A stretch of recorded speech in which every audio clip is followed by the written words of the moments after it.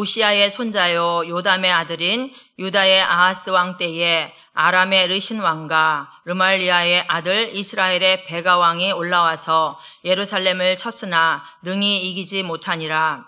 어떤 사람이 다윗의 집에 알려 이르되 아람이 에브라임과 동맹하였다 하였으므로 왕의 마음과 그의 백성의 마음이 숲이 바람에 흔들림같이 흔들렸더라. 그때에 여호와께서 이사야에게 이르시되 너와 내 아들 스알 야습은 윗모 수도 끝 세탁자의 밭 큰 길에 나가서 아하스를 만나 그에게 이르기를 너는 삼가며 조용하라. 르신과 아람과 르말리아의 아들이 심히 노할지라도 이들은 연기나는 두 부직갱이의 구루터기에 불과하니 두려워하지 말며 낙심하지 말라. 아람과 에브라임과 르말리아의 아들이 악한 꾀로 너를 대적하여 이르기를 우리가 올라가 유다를 쳐서 그것을 쓰러뜨리고 우리를 위하여 그것을 무너뜨리고 다부엘의 아들 그 중에 세워 왕으로 삼자 하였으나 주 여호와의 말씀이 그 일은 서지 못하며 이루어지지 못하리라. 대저 아람의 머리는 다메섹이요 다메섹의 머리는 르신이며 65년 내에 에브라임이 패망하였으 다시는 나라를 이루지 못할 것이며 에브라임의 머리는 사마리아요 사마리아의 머리는 르말리아의 아들이니라. 만일 너희가 굳게 믿지 아니하면 너희는 굳게 서지 못하리라 하시니라. 아멘. 지난주에는 6장에 이사야의 소명에 대해서 말씀을 드렸죠. 이사야의 소명의 여기 핵심 내용은 세 가지를 봤다고 그랬죠. 첫째로는 보좌에 앉아 계신 거룩하신 그 영광의 광채가 나시는 하나님을 보았다는 것이죠. 또 두 번째로는 이 이사야가 이스라엘 백성들의 죄만 지적했지 자기가 그렇게 죄가 있다고 생각을 안 했는데 그 영광의 광채가 나시는 여호와 하나님을 뵈니까 자기는 어떻게 해요? 망한 자로다. 여기 표현을 그렇게 하고 있죠. 나는 망한 자로다. 망한 자로다. 화로다. 이렇게 말하고 있는데 그 이사야가 그 제단 숯불에 그 입술을 지지는 것은 희생 제물로 예수 그리스도를 상징하지요. 희생 제물에 그것으로 제사함을 받고 나니까 하나님의 음성이 들리고 또 이사야가 자기의 소명을 이제 깨닫고 하나님께 달려가는 소명 따라 살아가는 그런 모습을 우리가 보게 됐죠. 6장에는. 오늘은 7장의 내용은 이렇게 읽으면 잘 이해가 안 가잖아요. 그죠? 어렵기도 하고. 근데 핵심은 뭐냐면은 이들이 아람과 북이스라엘과 악한 꾀를 내는 거예요. 어떤 악한 꾀를 내느냐? 이제 남유다를 쳐서 반으로 쪼개서 반씩 나눠 갖고 우리가 이제 조공을 받자. 이렇게 이제 이 아람과 아람 나라와 북이스라엘 나라가 이렇게 이제 동맹을 맺어서 남유다를 이제 치러 이제 오는 그런 상황이에요. 이럴 때 이제 하나님께서는 이들에게 어떻게 역사를 하시는가 한번 우리가 이제 말씀을 통하여서 보겠습니다. 7장 1절에 보면은요. 우시아의 손자요 요담의 아들인 유다의 아하스 왕 때에 아람의 르신 왕과 르말리아의 아들 이스라엘의 베가 왕이 올라와서 예루살렘을 쳤으나 능히 이기지 못하니라. 이미 이제 쳤지만 이제 이기지 못한다는 것을 이제 미리 말씀을 하고 계시죠. 여기서 어떤 왕이라고 그랬죠? 여기 지금 왕이 아하스 왕. 아하스 왕은 여러분도 아시죠? 유다의 왕 중에 19대 왕인데 랭킹 2위에 악하기로. 랭킹 1위는 누굴까요? 므낫세 왕. 네, 저는 참 그게 참 아이러니해요. 어떻게 그렇게 훌륭한 히스기야 왕 밑에 그렇게 랭킹 1위로 악한 그 아들이 나왔는지 저는 말씀을 읽을 때마다 참 너무 궁금하더라고요. 그런데 지금 아하스 왕은 랭킹 2위로 유다 왕 중에 가장 악한 왕이에요. 이 왕은 그전에도 제가 말씀드렸지만 바알신을 섬기는 건 말할 것도 없고 또 몰렉신을 섬긴다고 했죠. 몰렉신은 이 소신인데 이 손 이렇게 하고 내놓고 있죠. 그러면은 거기다가 자기 자식을 여기다 묶어놔요. 그리고 여기서 불을 떼요. 그래서 실제로 이 아하스 왕은 자기 자식을 그렇게 몰렉에게 자식을 바친 왕이에요. 이렇게 악한 왕입니다. 이 왕 때에 지금 어떤 일이 이제 벌어지고 있느냐? 아수르 왕이 그 이제 이 북방 그 위에 아수르라는 나라가 있죠. 강대국이에요. 이 아수르 나라가 이제 남하 정책을 피는 거예요. 그러면은 그 밑으로 아람이라는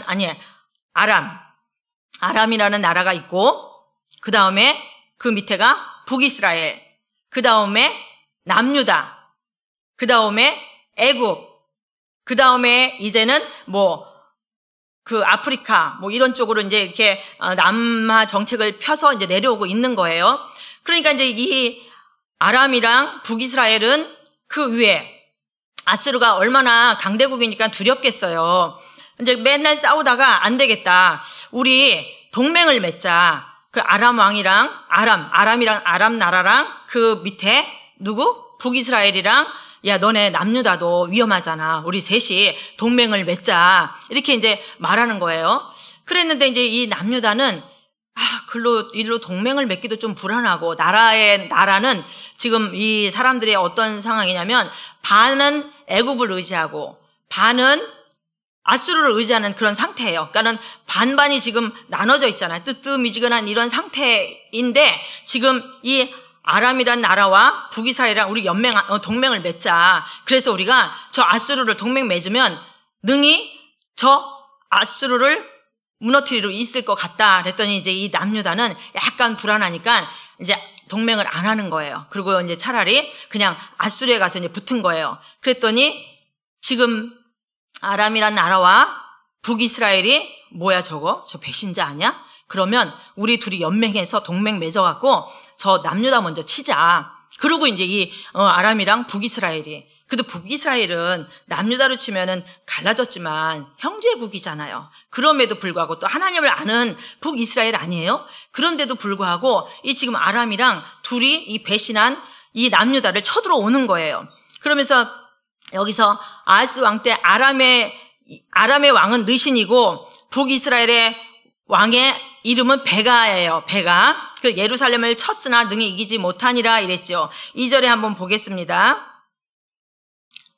어떤 사람이 다윗의 집에 알려 이르되 아람이 에브라임과 동맹하였다 하였으므로 왕의 마음과 그의 백성의 마음이 숲이 바람에 흔들림같이 흔들렸도다. 지금 이 이제 동맹을 맺어갖고 이제 유다를 쳐들어오는데, 왕이 마음이 막 이제 사시나무 떨듯이 떨리는데 백성은 말할 것도 없지요. 지금 그렇게 표현한 거예요. 숲이 바람에 흔들림같이 흔들렸도다. 막 사시나무 떨듯이 이제 지금 이 유다는 거의 지금 상황이 어떠냐면 다 성들이 멸망당하고 이제 예루살렘만 지금 조금 남아있는 상태예요. 너희들은 예루살렘만 있어라. 그럼 내가 너희들을 보호하고 지킬 것이다. 이게 하나님의 말씀이거든요. 근데 군사력도 없고 아무것도 지금 없는 상태인데 이 두 나라가 동맹을 맺어갖고 내려오니 얼마나 무섭겠어요. 그러니까 막 우리나라 말로는 사시나무 떨듯이 그냥 덜덜덜덜 떨고 있는 그 모습을 이제 말해주는데, 어떤 사람이 다윗의 집에, 근데 다윗의 집에라고 갑자기 나왔죠. 근데 다윗의 집에 이렇게 말할 때는 어떤 사람이 아하스 왕에게 이렇게 나와야 되는데, 하나님께서는 여기서 다윗의 집이라는 것은 내가 언약 백성, 예루살렘은 내가 언약 백성이다 임을 알려주기 위해서 여기서 어떤 사람이 다윗의 집에 이렇게 이제 표현을 하는 것입니다. 그러면 다윗에게 하나님께서는 이 예루살렘에 있으라고, 유다 백성들 거기에만 있어라. 내가 그럼 너희들을 보호하고 지킬 것이다. 그렇게 약속을 했고, 또 이 예루살렘은 지켜야만 그 구속사가 계속 이어질 거 아닙니까? 그런데 얘네들이 지금 악한 깨를 깨갖고 이 아하스 왕을 죽이고, 여기서 몇 절이죠? 여기서 이제 이미 다부엘의 아들을 그 중에 세워 왕으로 삼자. 이미 이 남유다도 이 동맹을 맺은 아람과 북이스라엘과 동맹을 맺은 이 사람과 이제 내통이 있었던 거예요. 이들이 남유다의 그 왕을 어찌 알겠어요. 그런데 다부엘의 아들을 왕으로 세울 계획을 하고 있는 거죠. 악한 깨를 내어서. 그럼 이제 구속사가 이루어지지 않잖아요. 하나님께서는 다윗의 혈통을 따라서 예수 그리스도가 이어져야 되는데, 그 아하스 왕을 죽이고 알지도 못하는 다부엘의 아들을 왕을 삼자. 그리고 이 나라를 반씩 논아 가져서 우리 얘들한테 조공받자. 이러고 이제 악한 깨를 내고 있는 지금 상황인데, 하나님께서는 그래도 너희들 기억해라. 다윗의 집, 그래서 이제 다윗의 너희들은 언약 백성이라는 걸 말씀을 하시는데 사무엘하 7장 12절에서 16절 한번 보겠습니다. 하나님께서 다윗의 조상에게 어떻게 약속을 하셨는지요? 같이 읽어보겠습니다. 내 소환이 차서 내 조상들과 함께 누울 때에 내가 내 몸에서 날 내 씨를 내 뒤에 세워 그의 나라를 견고하게 하리라. 그는 내 이름을 위하여 집을 건축할 것이요 나는 그의 나라 왕위를 영원히 견고하게 하리라. 나는 그에게 아버지가 되고 그는 내게 아들이 되리니 그가 만일 죄를 범하면 내가 사람의 매와 인생의 채찍으로 징계하려니와 내가 내 앞에서 물러나게 한 사울에게서 내 은총을 빼앗은 것처럼 그에게서 빼앗지는 아니하리라. 내 집과 내 나라가 내 앞에서 영원히 보존되고 내 왕위가 영원히 견고하리라 하셨다 하라. 하나님의 약속인 것이죠. 하나님은 약속한 것은 반드시 지키시는 하나님이시죠. 지금 나라가 이렇게 위태롭게 풍전등화 가운데 있지만은 하나님께서는 그래도 너희들 기억해라. 내가 다윗 왕조랑 그렇게 언약 백성으로 약속을 했기 때문에 두려워하지 말고 떨지 말고 쫄지 말아라. 이런 의미로 이 다윗의 집에 언약한 것을 말씀을 하는데 이 아하스 왕이 믿음이 있어요? 없어요? 믿음이 하나도 없죠. 없으니까 막 바알신에 몰렉신에 막 이렇게 섬기고 있는 거죠. 믿음이 조금이라도 있다면 이런 상황에 하나님 앞에 납작 엎드려서 하나님 좀 살려주십시오 하고 엎드릴 텐데 이 아하스 왕의 하는 모습을 한번 보겠습니다. 또 3절 보겠습니다. 그때에 여호와께서 이사야에게 이르시되 너와 내 아들 수알 야숲은 윗모수도 끝 세탁자의 밭 큰 길에 나가서 아하스를 만나. 하나님께서는 지금 이 왕과 백성들이 사시나무 떨듯이 떨고 있는데 이사야를 부르셔서 이사야에게 말씀하는 거예요. 이사야야, 근데 이사야가 가서 그 아하스 왕에게 혼자 가는 것도 아니고 네 아들을 데리고 가라 이렇게 말씀하는 거예요. 근데 아들은 이름이 뭐래요? 좀 어렵긴 하죠. 스알 야숲. 스알 야숲이라는 뜻은 남은 자는 돌아오리다 이런 뜻이에요. 그러니까 그 아들을 다 이제 이사야의 아들이니까 다 아는 거예요. 그러면 그 아들을 이렇게 볼 때 남은 자는 돌아온다 이런 메시지잖아요. 그러니까는 하나님께서는 이사야한테 네 아들 데리고 가. 네 아들을 데리고 가면 아하스가 좀 알 거야. 남은 자는 돌아오리라. 우리가 지금 어려운 가운데 있지만 반드시 남은 자는 돌아올 거라는 그런 메시지를 또 주는 것이에요. 그런데 지금 아하스 왕이 왜 여기에 나가 있냐면 수도 끝 세탁자의 밭 큰 길에 나가서 이랬는데 지금 전쟁이 지금 일어났잖아요. 그럼 전쟁이 일어나면은 가장 중요한 게 물이란 말이죠. 물, 수로, 막 이런 것들이 굉장히 중요하고, 1년 이제 전쟁을 예상하고, 아마 이제 물을 정비하러 이제 나간 것 같아요. 그러니까 이제 하나님께서는 이사야에게 아들 스알야숲을 데리고 가서 아하스를 만나라. 이렇게 말씀하고 계시죠. 4절에 한번 보겠습니다. 4절에 그에게 이르기를 너는 삼가며 조용하라. 르신과 아람과 르말리아의 아들이 심히 노할지라도 이들은 연기나는 두 부직갱이 그루터기에 불과하니 두려워하지 말며 낙심하지 말라. 여기서 이제 그루터기라는 뜻이 아니고 나무 토막 이제 이런 뜻이에요. 그러니까 그루터기는 나무를 자른 그 그루터기가 생각이 나잖아요. 근데 이제 이 그루터기는 좀 잘못 해석이 된 거고 그냥 나무 토막인 것입니다.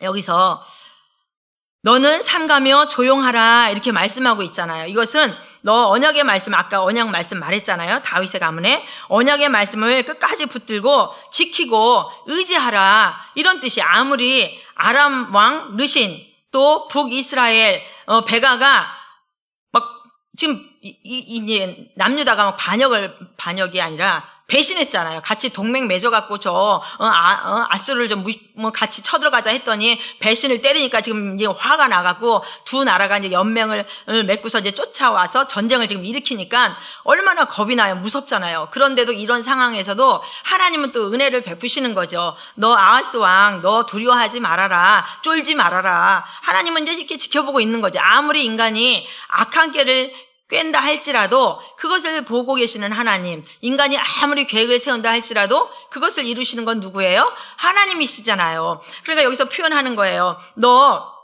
내 언약의 약속 붙잡고 의지하고 기도하고 있어 이러는데 이들은 뭐라고 표현했냐면 그 두 나라 아람과 북이스라엘은 내가 볼 때 보니까는 부직갱이의 뭐라 그래요?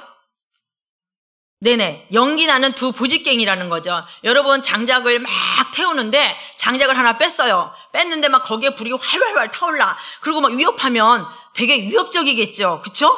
막 장작에 불이 막 활활 타오르니까 그걸로 막 들이대면 얼마나 무섭겠어요. 근데 여기서 표현하기를 그 장작을 하나 뺐더니 뭐래요? 다 타갖고 연기만 이렇게 삑삑 나는 거예요. 그러니까는 별거 아니잖아요. 하나님 볼 때는 그런 존재야. 그러니까 쫄지 마, 겁내지 마 이렇게 말하는 거예요. 근데 두려워하지 말라고, 낙심하지 말라고 이렇게 표현하는 거죠. 그 두 나라 별거 아니야.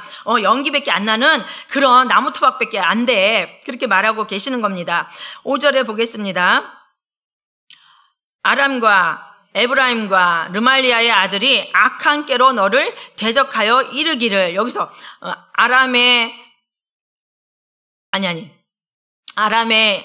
아람과 에브라임은 북이스라엘이잖아요. 아람, 북이스라엘, 르말리아의 아들 이렇게 늘어놓으니까 좀 말이 좀 어려워 보이죠. 이것은 이들이 이제 악한 꾀를 꿰는데 여러분 지금 이 아하스 왕이 이렇게 말을 해도 들리지도 않아요. 들리지도 않고 이제 뭐 하나님 자체를 이제 믿지를 않으니까. 그런데 이 지금 굉장히 뭐랄까 아하스 왕 입장에서는 굉장히 지금 위험한 상황이고 굉장히 힘든 상황이고 어려운 상황이잖아요. 그러면 우리 같으면 그쵸? 하나님을 믿고 나아갈 텐데 끄떡도 안 해요. 그러면서 6절에 한번 보겠습니다. 우리가 올라가 유다를 쳐서 그것을 쓰러뜨리고 우리를 위하여 그것을 무너뜨리고 다부엘의 아들을 그 중에 세워 왕으로 삼자 하였으나 이들의 계획은 그런 거죠. 두 나라가 연맹을 맺고 이 쳐들어왔잖아요. 유다 나라에.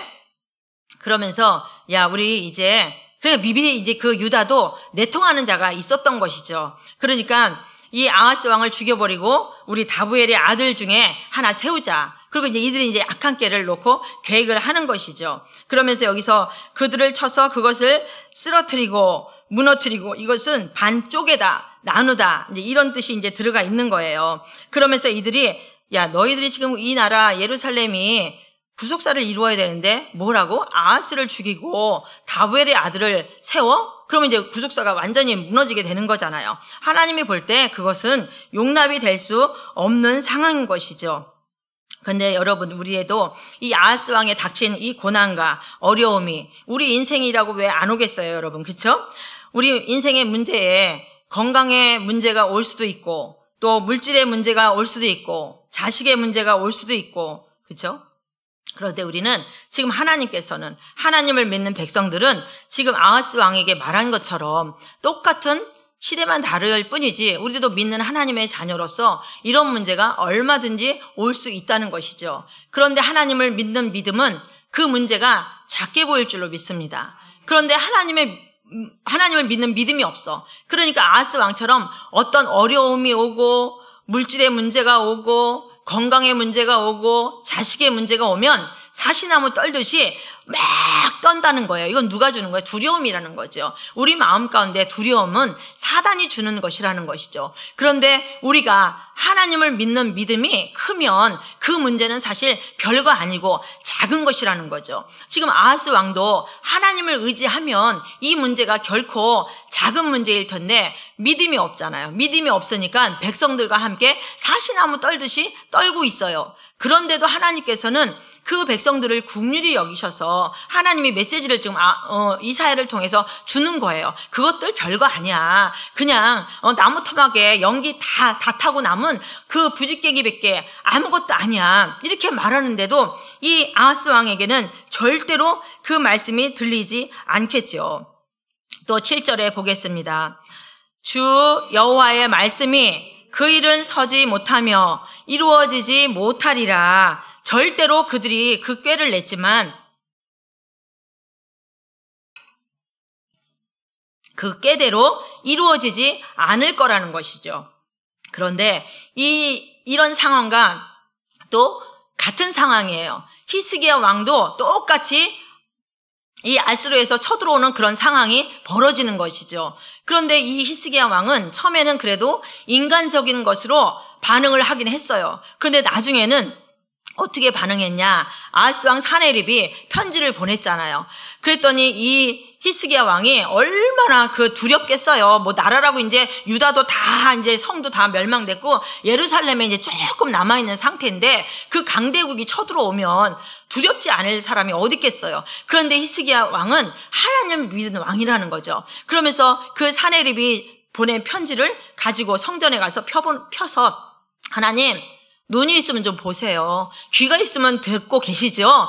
지금 이런 상황이라고. 그러면서 히스기야 왕이 하나님 앞에 기도하는 거죠. 근데 하나님께서는 기도하는 그 히스기야 왕의 기도를 전혀 지금 똑같은 상황임에도 불구하고 이 아하스 왕은 믿음으로 반응하지 않고 히스기야 왕은 그것을 믿음으로 반응했을 때 정말 상상도 못하는 여호와의 사자가 18만 5천 명, 얼마나 어마어마한 대군이잖아요.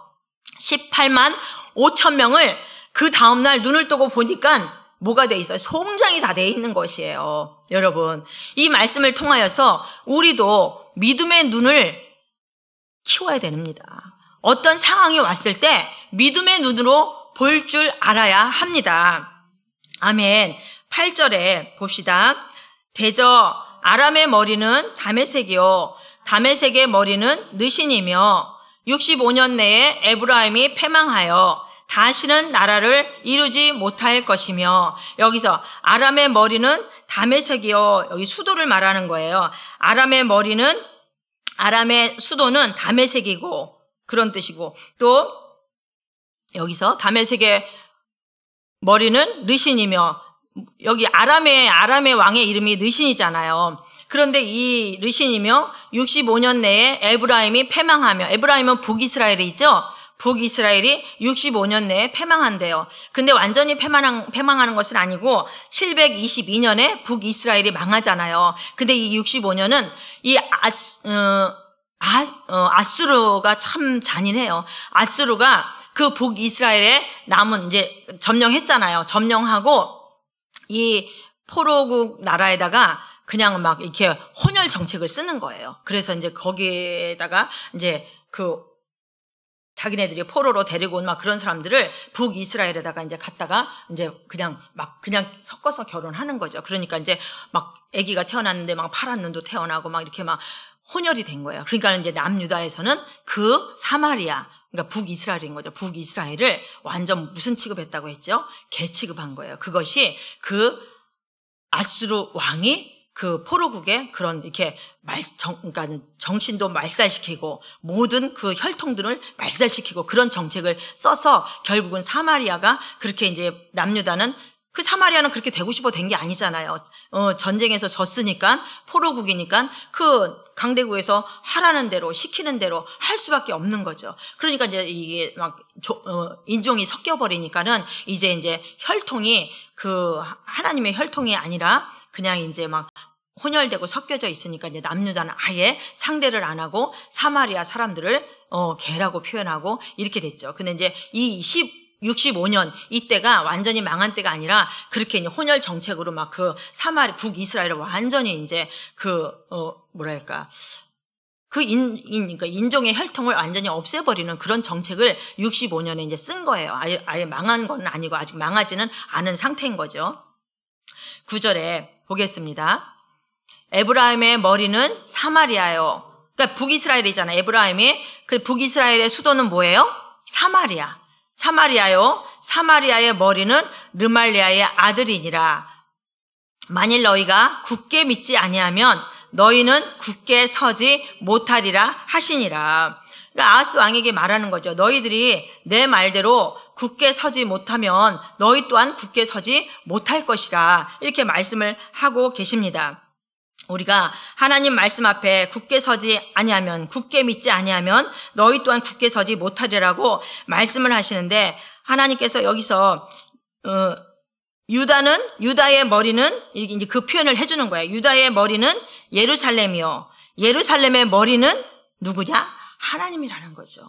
너희들이 아무리 어려움과 고통 가운데 있다 할지라도 너희를 지키는 사람은 아니 너희를 지키는 자는 나 만군의 여호와라는 거죠. 그래서 이 아하스 왕에게 쫄지도 떨지도 낙심하지도 말라고 말을 하고 있지만 이 아하스 왕은 하나님을 믿지 않기 때문에 그 말씀대로 나아가지 않아요. 그래갖고 이제 다음 주에는 그럼 내가 너 이렇게 지킬 거야. 징조를 구해. 그러는데도 징조도 믿음이 있어야 구하는데 이 아하스 왕은 징조를 구해라. 그럼 내가 너를 지키고 너희를 보호할 거라고 말을 함에도 불구하고 저는 징조 같은 거는 구하지 않을 거라고 이렇게 당당히 이 아하스 왕이 말을 합니다.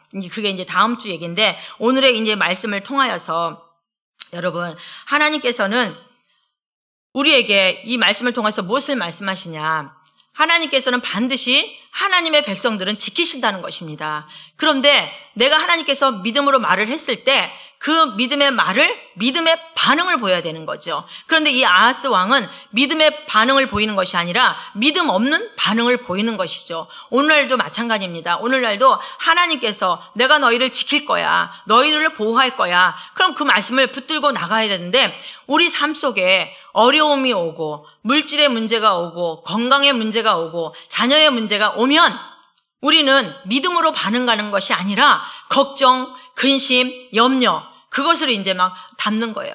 그러면 어떻게 되는지 아세요? 잠을 못 자는 거예요. 근심이 오고 염려가 되고 걱정. 그러면 근심, 염려, 걱정은 뭐라고요? 불신앙이라고 그랬잖아요. 하나님께 너희들은 염려를 다 맡기라. 다는 포함되지 않을 게 없다라는 거죠. 다 포함되는 거예요. 나의 염려, 걱정 다 포함돼. 너희들 염려하지 말아라. 왜? 내가 너희를 돌보고 지킬 것이다. 약속해 주셨잖아요. 그럼 우리는 내가 지금 환경이 어렵고 힘들어. 정말 이 아하스 왕처럼 다리가 후들거리고 우리 삶 속에 그런 또 상황이 오지 말라는 법은 없잖아요. 그런데 우리는 누굴 믿느냐? 하나님을 믿기 때문에 하나님의 약속을 믿는 백성이잖아요. 그래서 어떤 어려운 상황, 어떤 힘든 상황, 고통 가운데 온다 할지라도 그래, 하나님의 말씀은 반드시 지키신다 말씀하셨어. 나를 돌보신다고 말씀하셨어. 그러면 우리가 걱정해서 걱정이 이루어지면 매일매일 걱정하겠죠. 그렇죠? 그런데 우리는 걱정해서 되는 게 하나라도 있습니까? 없죠.